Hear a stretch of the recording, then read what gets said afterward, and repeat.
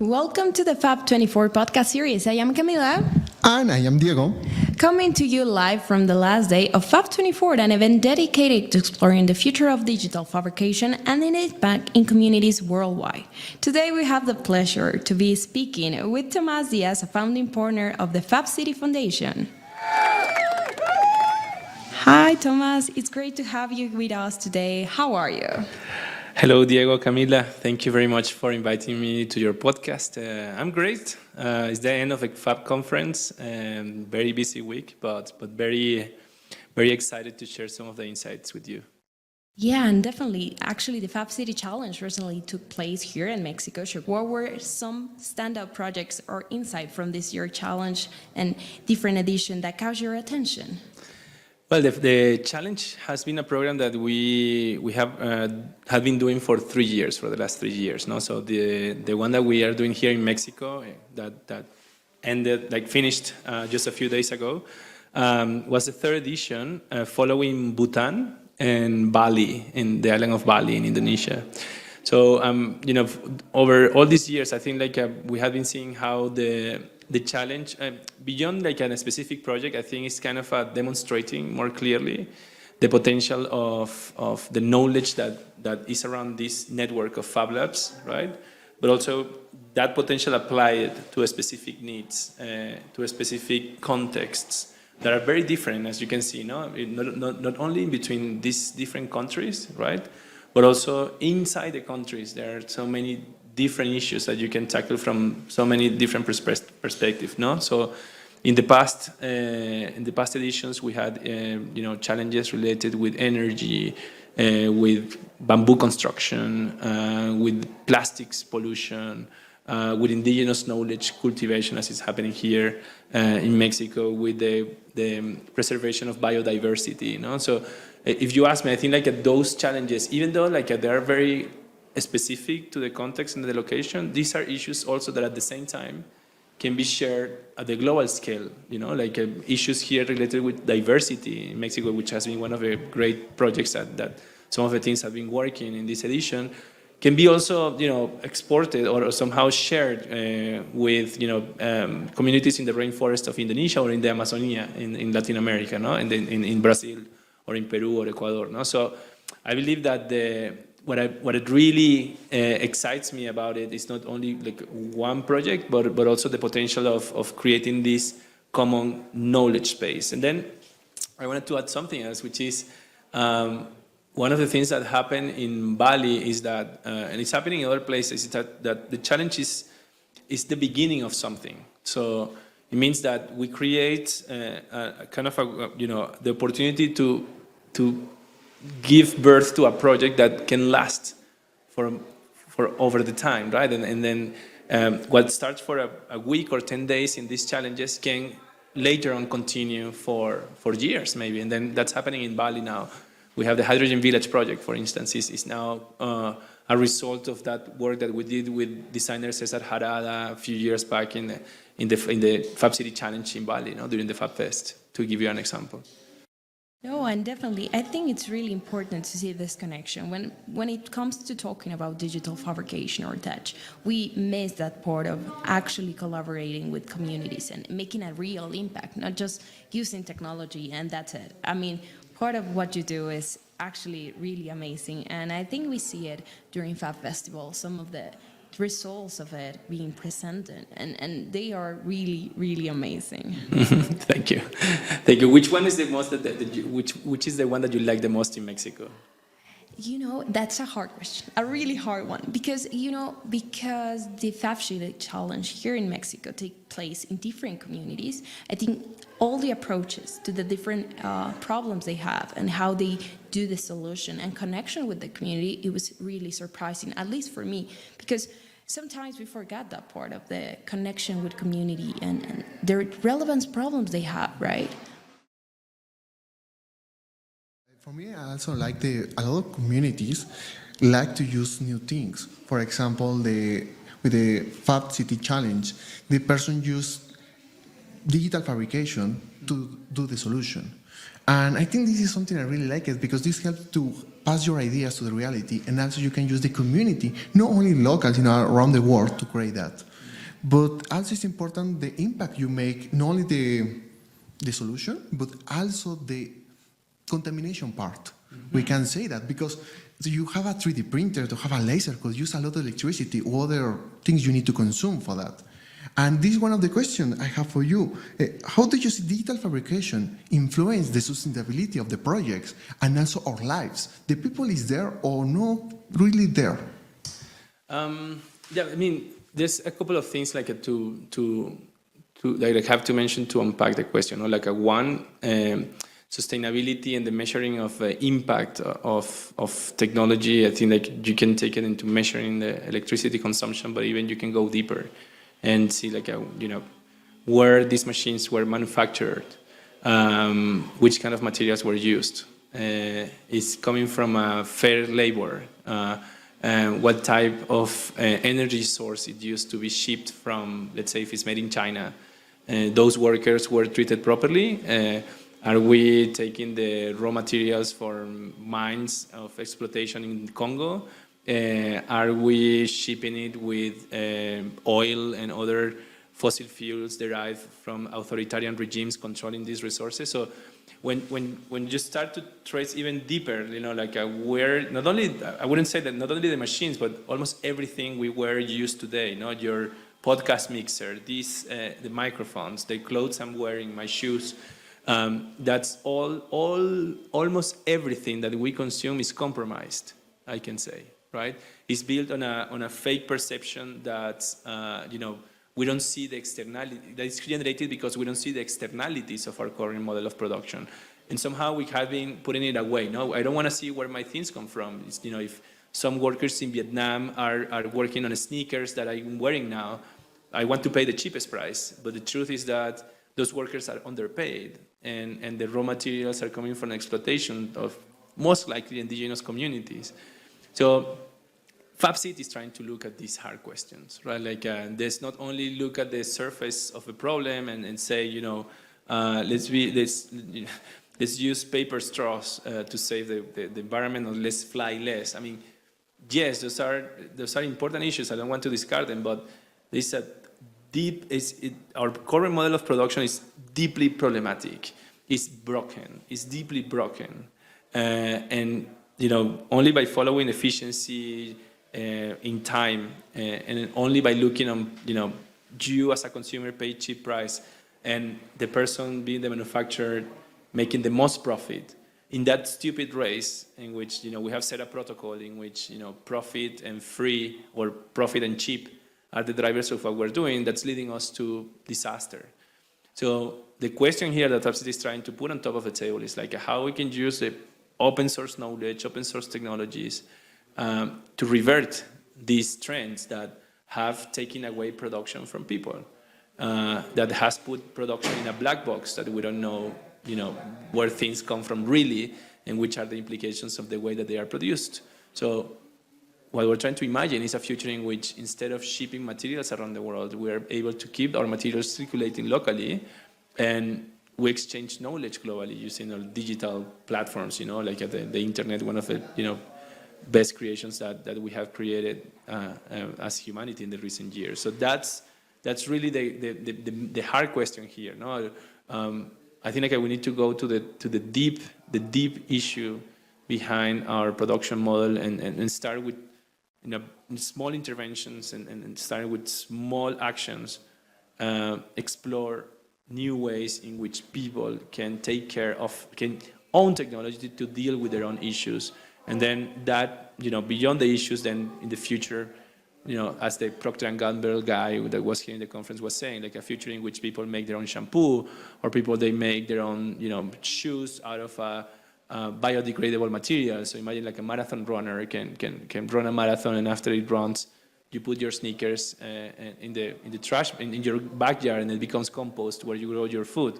So it's the kind of future I think we need to start to imagine and also make happen slowly. And I think coming to Fab24, that future see like something possible, right? Because it's all these amazing people and brilliant minds like you. Like, having this discussion, which is really important. And I think something that I really want to highlight about this is the connection with the people, how you say it, right? And how they have all these different processes that we need to actually give it a look and think more about our responsibility as consumers. But I want to ask, if you could talk more about like the role that the community plays when it comes to develop these type of projects and the specific settings they come with. Yeah, well, depends on what type of community. You're talking about the community of innovators that come to the Fab conferences. Every year. This is a yearly event. This is the 20th edition. So every year, hundreds of people respond to the call, and we gather in one place for 1 week or two and to share ideas of what we have done during the year, right? That we don't see each other. In regards to that community, I mean, I say this in another time, but for me, we all live in a collective delusion. We're all delusional. That's why it's so hard, when you get into the taxi and people ask you, what are you doing here in Puebla? It's like, I'm in this conference about technology and democratization of technologies for people empowerment. It's like, okay. So it's really hard, right? To connect to reality. But in the other hand, also, reality is quite delusional as well, right? Accepting that it's normal, to have shitty jobs. I don't know if I can say bad words, but to have not so good jobs, you can mute, you can put a beep into that. But to have jobs that are not giving people meaning, just because they have to, they have to earn money, and then they have to buy things that they don't need, which are very trashful. And then those things that they buy with money they earn by doing things they hate, once they go to the trash, in some cases you end up eating it again. No? So the amount of microplastics in seafood that you find today, or the kind of a hyper medicated meats that we eat, from chicken and from all the GMOs and the fertilizers used in the agriculture industry. So we're really like a kind of eating our own delusion, and that's why you see so much health problems, etc. So again, and I will be coming back to this issue. The core problem is the way in which we agreed to organize how we are supposed to live, and then how we live is an agreement. It's not set on stone. And then if you ask, okay, why we have the model that we have today? Well, because it's more efficient and creates opportunity for profit, right? So, okay, but what's the rush? And what you want? Why you want so much profit? No, that on one hand, I think this delusion, I think it's important and it's part of this community. And the other hand, once you go out of a Fab bubble and you go, and that's the other community, if I understand well your question, that's, when approaching people that is living, what I was saying before, in the rainforest in Indonesia, or in the Amazon in Peru, or in the city center of Mexico, right? Again, you land as an alien and say, hey, yeah, I have all this potential for you to make your life better. It's and then the first reaction is how do I know that this is the best for that or this community? So I think that's part of a conversation we have this morning. And it was about how much of this is us pushing for communities to adopt things that are alien to them, and then there is a big risk on this. And I think there's people, I wish he was here, but his name is Ron Eglash. He's one professor of the University of Michigan. Understanding the relationships between technologies and indigenous cultures, and the risks of alienation, and also not only the risks, but actually the already proofs of alienation that we have been having, in the adoption of technology. So I don't know. I think this needed a dialogue in which also we don't stay let's wait for the community to tell us what they want, but it's more like a conversation. And this morning, actually, one of the panelists, Eugenio Barrios, that works here in Puebla with communities along the water protection, he was saying something very true, which is that, yeah, like you can work on the community discussing what they want and what they want, figuring it out and making a governance model for them to have the most democracy they want. But at the end, they need clean water. So there's this kind of, I don't know, interesting negotiation between, participation, hearing the voices of everyone, and then getting to an agreement on which are the priorities, right? And the priorities, in some cases, for some people is to have discussions, and for other people is to actually do the project. So it's a negotiation that needs to happen when dealing with communities. Actually, I love the answer. I think you put so much in the table to actually discuss it, and I think what you do it's really amazing. But just to wrap up, we could like for a message, right? Yeah, you share with us amazing conversation about the different points of view to have an impact in the communities. And what do you want to share with the community of Fab Lab network? And I think part of what I have been saying so far, no, like I think that first of all, I believe that Fab Labs have a promise to deliver, and we are not even halfway. Maybe we're kind of starting to deliver some of that promise. We need to really show what Fab Labs can do, right? And not so much about what Fab Labs are.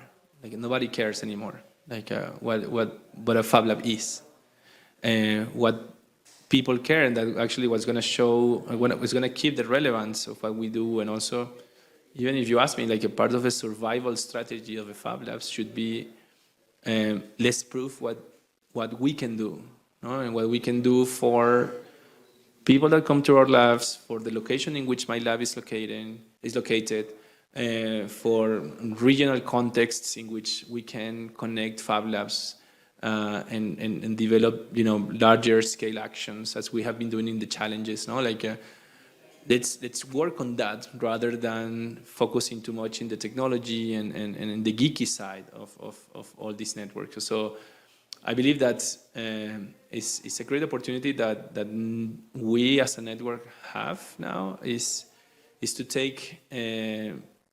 This is the 20th edition of a Fab conference, this one in Mexico. This network has been going for over 20 years. And these 20 years, I think, have been enough to set up, the labs. So it took us maybe 20 years to set up the labs. But it's true that I believe, and what I used to say 10 years ago, when we were announcing Fab Cities, like we had 10 years of learning what Fab Labs, the potential of Fab Labs and what Fab Labs are. So it's time to scale up the impact of Fab Labs to the city. And that was the motto to start the Fab City Global Initiative. And part of the work that we're doing now on not only the Fab City, the challenges, but also we have a design program, which is a Master in Design for Distributed Innovation, where we want to train the Fab City champions that are taking this message as a mission for people to start in their own locations, projects that are pretty much inspired by, or you could connect very well to what the Fab City challenges are, but even developing them further, because it's a 9-month program.